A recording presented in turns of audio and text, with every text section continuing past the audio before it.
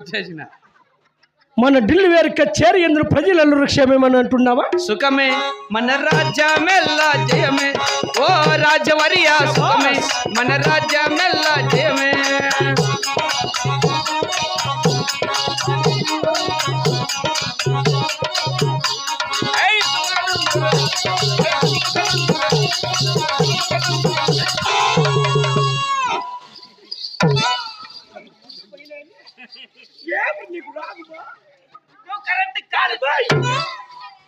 రాజు అనుకున్నావు ఎవరు అనుకున్నా ఒక పెసుకుతో కేసు నువ్వా